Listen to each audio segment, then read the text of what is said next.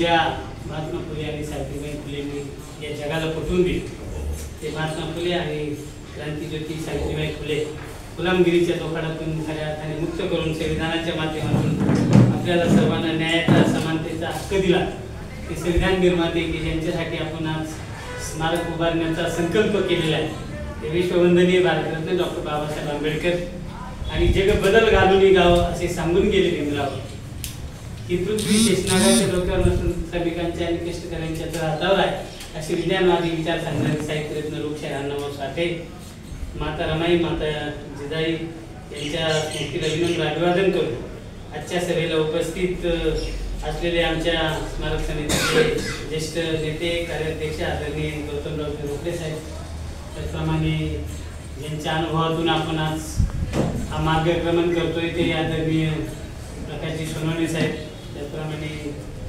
आमचे नेहमीचे मार्गदर्शक विठ्ठलदादा टिंगरे प्रकाशजी जेकटे आणि ज्यांचा अनमोल आपल्याला मार्गदर्शन भेटलं ते बाळासाहेब कानडे त्याचप्रमाणे ज्यांची आज खऱ्या अर्थाने तालुका संघटकपदी निवड झाली तालुका संघटनेच्या माध्यमातून आज ते पूर्वीपासून जे काम करतात ते आमचे मित्र ज्येष्ठ मार्गदर्शक आदरणीय आनंदरावजी साळवे रमाकांतजी जाधव यांनी मला सावलीप्रमाणे साथ दिली असे आमचे मित्र आमचे ज्येष्ठ मार्गदर्शक सुरेशराव शिशुपाळ मनोजजी थोरात खंडूशेठ थोरात राजाभाऊ कृष्णा मचिंद्र खंडूशेठ सुजित संतोष एकनाथ बावळ आणि आमच्या ताई अनिताताई आणि उपस्थित बंधू आणि भगिनी खऱ्या अर्थाने स्मारक समिती स्थापन करण्यामागचा जी संकल्पना होती ती आदरणीय साळवे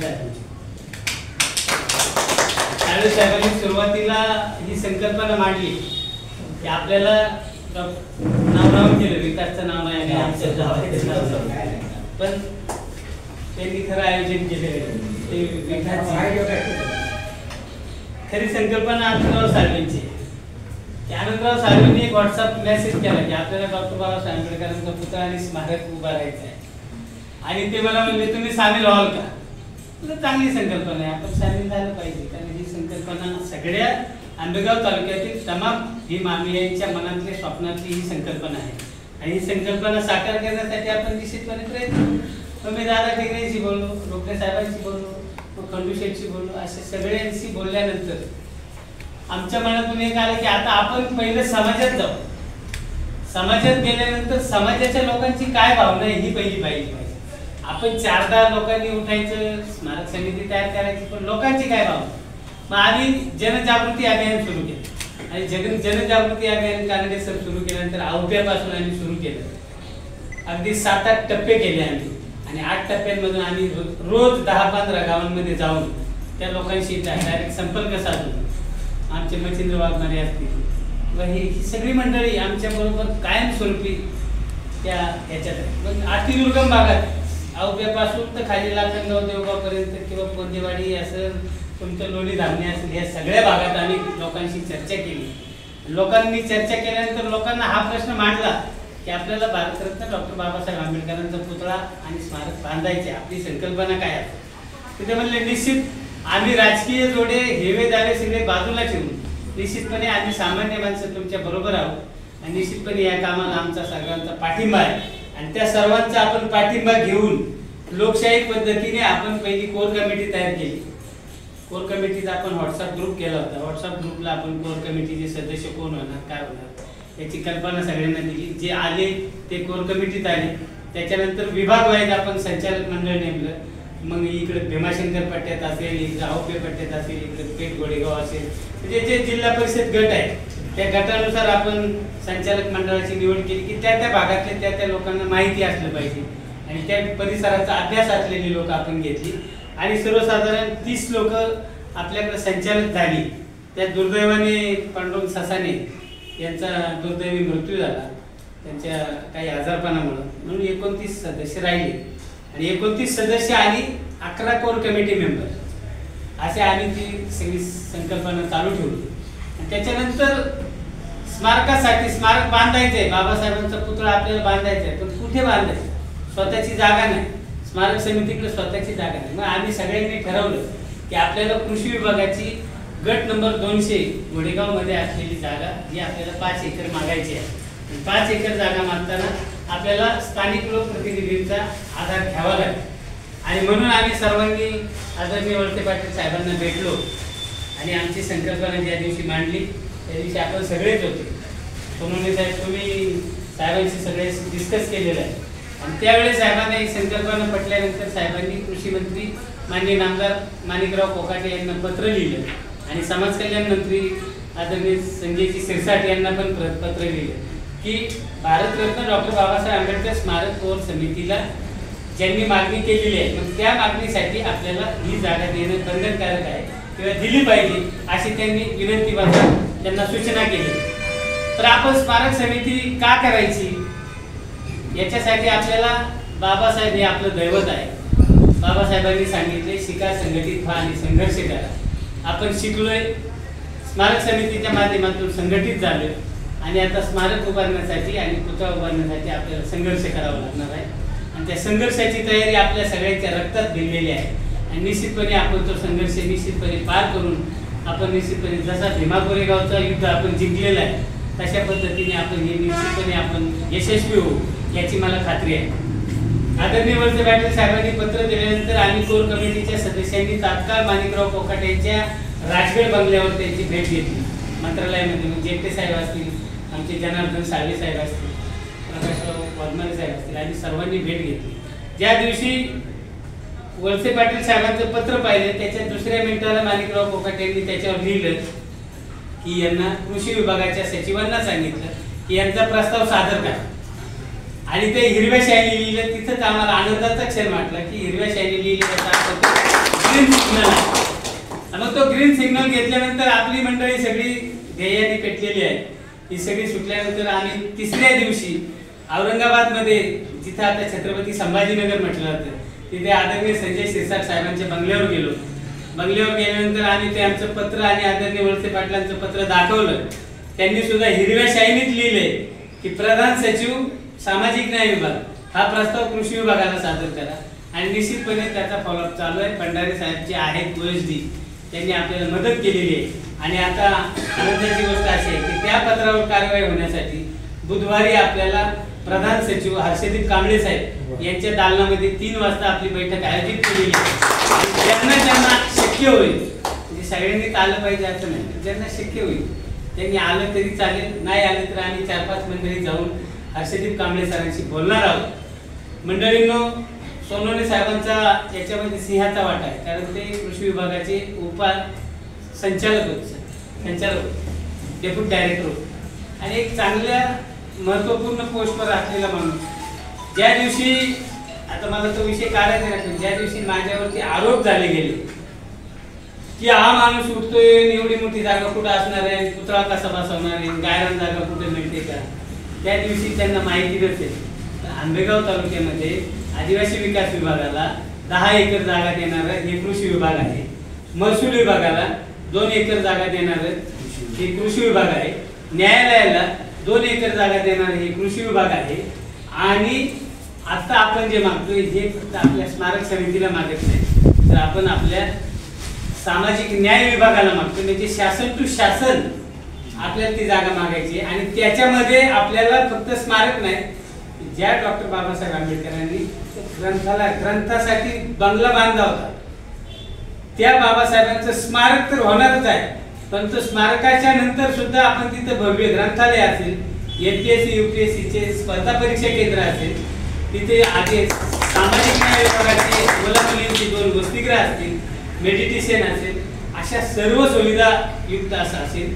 आणि जेव्हा आपला कार्यकर्ता एखाद्या घरामध्ये जाईल आणि त्याला सांगू की तुम्ही स्मारक समितीचे सभासद व्हा, तर सभासद का व्हायचं याचा उद्देश सांगताना निश्चितपणे सांगा जो सभासद असेल त्या सभासदाच्या घरातल्या मुलाला MPSC UPSC साठी कुठल्याही स्पर्धा परीक्षेत केंद्रात जेव्हा त्याला इथं आपण ऍडमिशन देऊ तेव्हा जर तो आपला सभासद असेल तर त्याला विनामूल्य सभासद प्रवेश दिला जाईल. शासकीय वसतिगृहात जर प्रवेश द्यायचा असेल तर निश्चितपणे आपल्या सभासदाच्या मुलाला, नातवाला, नातवंडांना यांना आपण निश्चितपणे मोफत आपलं त्यांना प्रवेश दिला जाईल. अशा पद्धतीने आपण त्यांना सांगितलं पाहिजे. तिथे एक छोटंसं मंगल कार्यालय होणार आहे आणि त्या मंगल कार्यालयाच्या माध्यमातून आपल्याला दरवर्षीचे जे डॉक्टर बाबासाहेब आंबेडकरांचं आपण जयंतीचा महोत्सव करतो किंवा धम्म परिषदा घेतो किंवा संविधानाचा आपण दिन साजरा करतो किंवा 6 डिसेंबर करतो, त्यावेळेस आपल्याला छोटेखानी सभा जी होते त्यासाठी आपण एक छोटा सभागृह करणार आहोत आणि त्या सभागृहाच्या माध्यमातून आपण जे जे सभासद होतील त्या सभासदांना निश्चितपणे सांगा की तुमच्या मुलाचं लग्न असेल, तुमच्या नातीचा वाढदिवस असेल, तुमचा स्वतःचा वाढदिवस असेल, लग्नाचा वाढदिवस असेल, आपण जर या स्मारक समितीचे सभासद झाला तर निश्चितपणे आपल्याला मोफत दिलं जाईल आणि त्याची उतराई आपण त्या माध्यमातून करू. म्हणजे लोकांना फायद्यासाठी आपण जे करणार आहोत ते आपण निश्चितपणे करणार आहोत. आणि त्यात महत्त्वाची गोष्ट म्हणजे डॉक्टर बाबासाहेब आंबेडकरांचा जेव्हा पुतळा उभा राहील त्यावेळेस तुमच्यामध्ये चैतन्य, ऊर्जा आणि प्रेरणा जी निर्माण होणार आहे ती निश्चितपणे जीवनाला दिशा देणारी आणि प्रेरणादायी ठरेल. आणि म्हणून बाबासाहेबांच्या कार्याला कोणी माघार घेऊ नये, बाबासाहेबांच्या कार्यात कोणी मागे राहू नये, यासाठी निश्चितपणे तुम्ही सगळ्यांनी पुढे जावं. निश्चितपणे तालुका संघटकांवर जी आता आपण जबाबदारी दिली, तालुका संघटकांनी आता यापुढील काळामध्ये कोर कमिटीच्या मान्यतेने, स्मारक समितीच्या मान्यतेने आपण आपला विस्तार वाढवून घ्यावा. 5 जिल्हा परिषद गट आहे. 5 जिल्हा परिषद गटामधून तुम्हाला जे योग्य वाटतील ते 5 उपाध्यक्ष तुमच्या उपसंघटक तुमच्या अंडर ठेवा. 10 जिल्हा पंचायत समितीचे गण आहेत.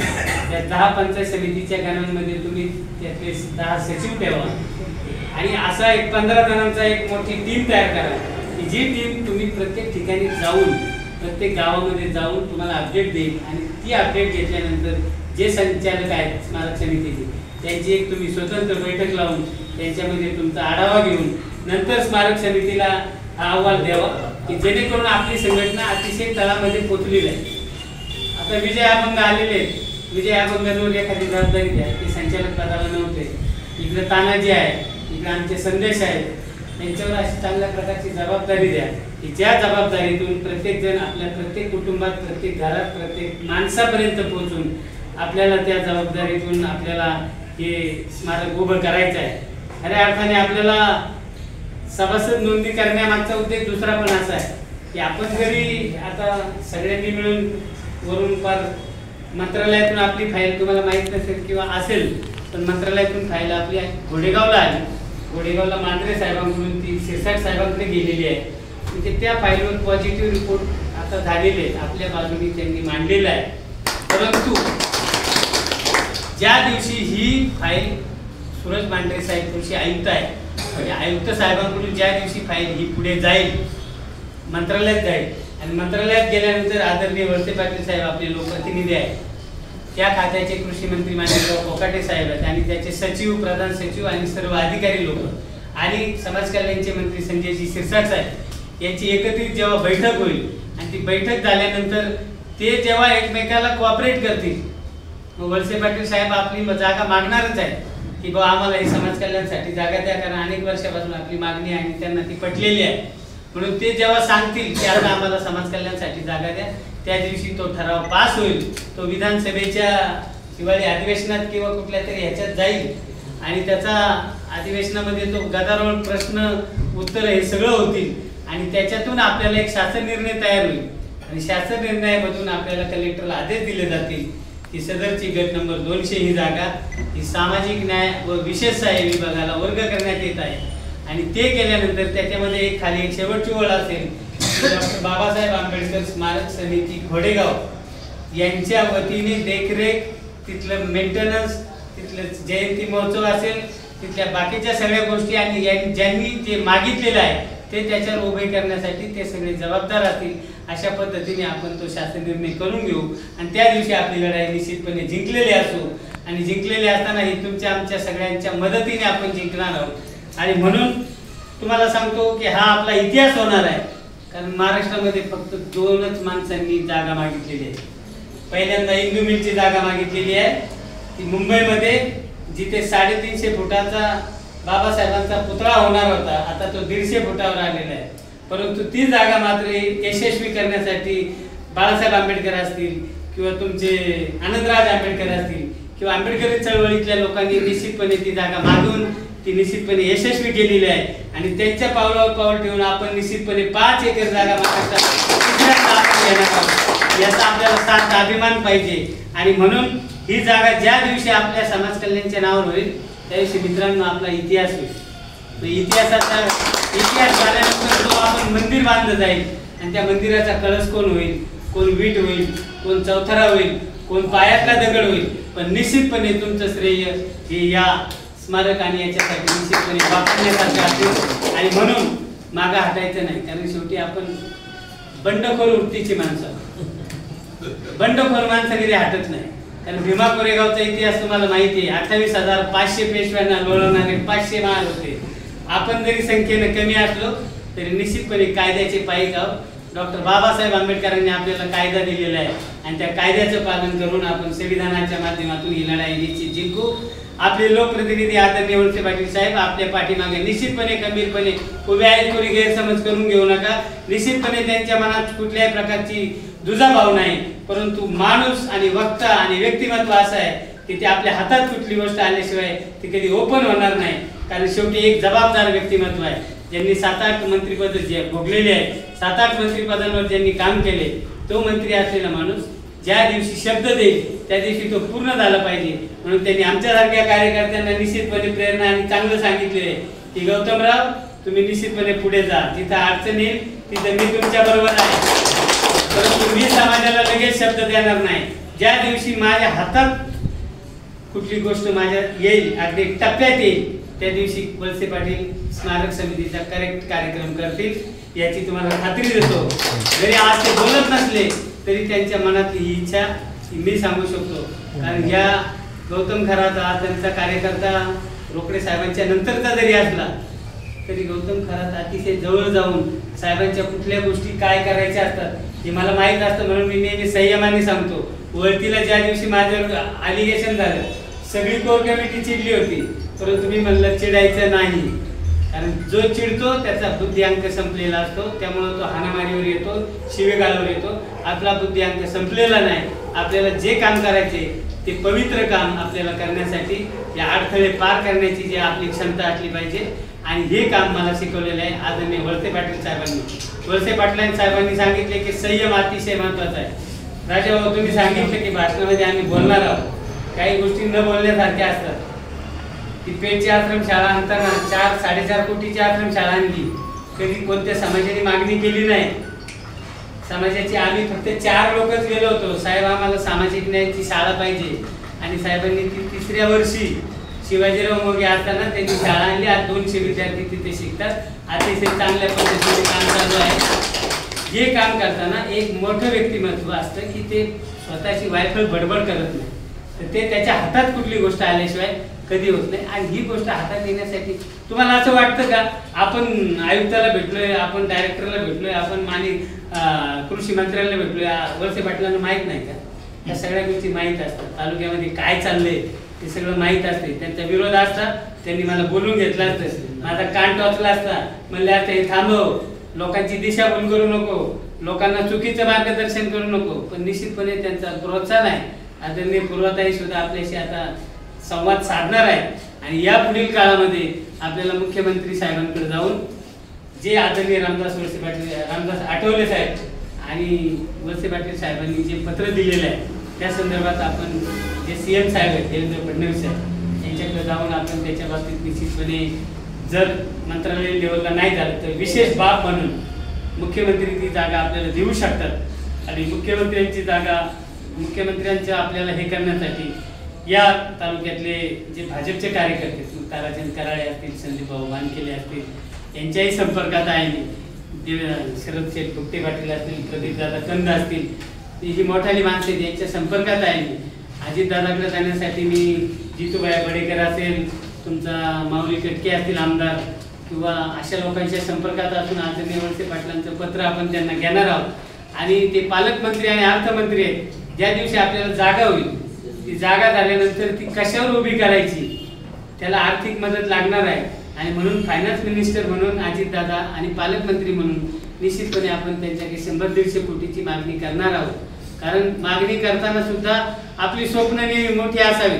आम्ही मागणी 5 एकरची केली. काही लोक म्हणली काँग्रेस म्हणले 2च एकर मागा. नाही, आम्हाला 5च एकर पाहिजे. मिळाली तर 5 एकर, नाही भेटली तर 2 तर एकर निश्चितपणे आपल्याला भेटेल.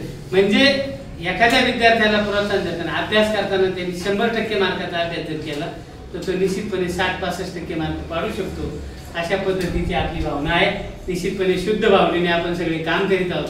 कुठल्याही प्रकारचा हेवा-देवा, कुठल्याही प्रकारची मानहानी यामध्ये होणार नाही.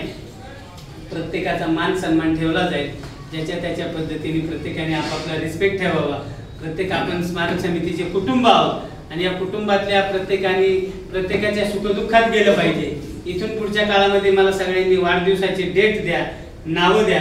निश्चितपणे त्यांचा वाढदिवस आपण नाही करता आला तर व्हॉट्सअप, फेसबुकला आपल्या स्मारक समितीवर इथून पुढच्या काळात फक्त करू.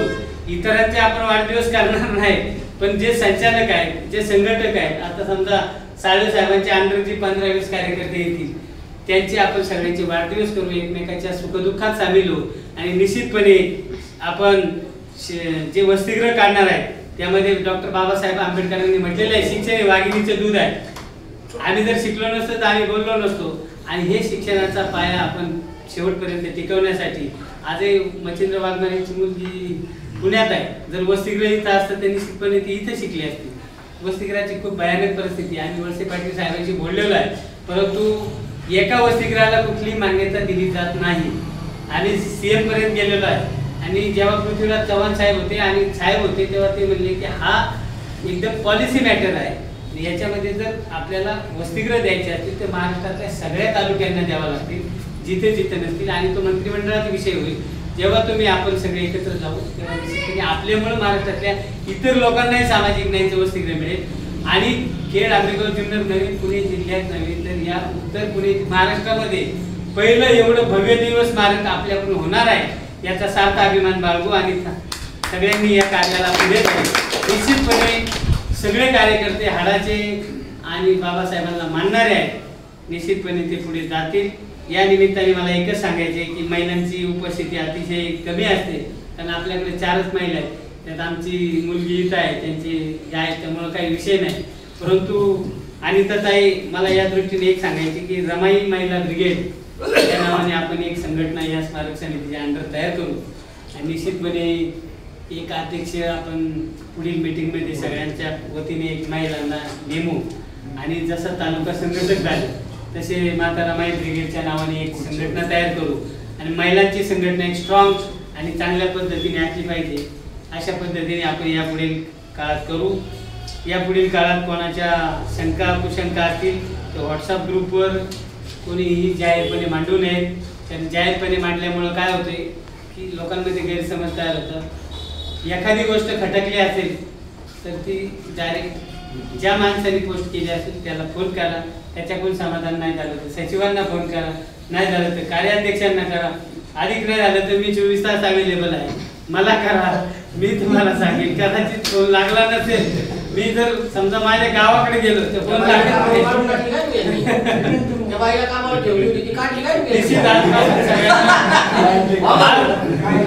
आजपासून सगळ्यांचे फोन 24 तास मी घेणार. त्यासाठी मी एक छोटा मोबाईल घेतो, बटनाचा मोबाईल घेतो, त्याच्यामध्ये कुठलाही इश्यू तयार नाही होत असा मोबाईल आजच विकत घेणार आहे. तो जो लोकल नंबर आहे आपला सगळ्यांचा तो दिला जाईल आणि सगळ्यांच्या शंका कुशंका येईल. कोणी कोणावरती ॲलिगेशन करू नये, कोणी कोणाचा अपमान होईल अशा पद्धतीने वागू नये आणि बाबासाहेबांचे विचार तळागाळापर्यंत पोहोचवण्याचं काम निश्चितपणे आपण करणार आहोत. हे आपलं पूर्ण होईल. त्यासाठी लोकप्रतिनिधी आदरणीय वळसे पाटील साहेब असतील, शिवाजीदादा आढळराव पाटील असतील आणि त्यांच्या समवेत सगळे सहकारी आणि सर्वच आपले मित्रमंडळी असतील, हे आपल्याला मदत करणार आहेत याची खात्री निश्चितपणे वळसे पाटील साहेबांच्या वतीने मी त्यांचा कार्यकर्ता म्हणून देतो आणि स्मारक समितीचा अध्यक्ष म्हणून एकच सांगतो की तुमची ऊर्जा, प्रेरणा आणि साथ शेवटपर्यंत असली तर निश्चितपणे स्मारक एकदम 2 महिन्यात जशी फाईल आपली खालून मंत्रालयापासून वरती आली तशी अजून 2 महिन्यात आपल्या जागा निश्चितपणे होईल. निश्चितपणे या 14 एप्रिलला आपण तिथे कुदळ मारणार आहोत. 14 एप्रिलला कुदळ कशी मारायची ते पण सांगतो की आपण चैत्यभूमीला जाणार आहोत, आपण नागपूरच्या दीक्षाभूमीला जाणार आहोत, आपण लुंबिनीला जाणार आहोत, महूला जाणार आहोत, तिथली माती घेऊन येणार आहोत, त्या मातीचं बौद्ध धम्म पद्धतीने पूजन करणार आहोत आणि निश्चितपणे तिथं आपण भूमिपूजन केल्याशिवाय राहणार नाही.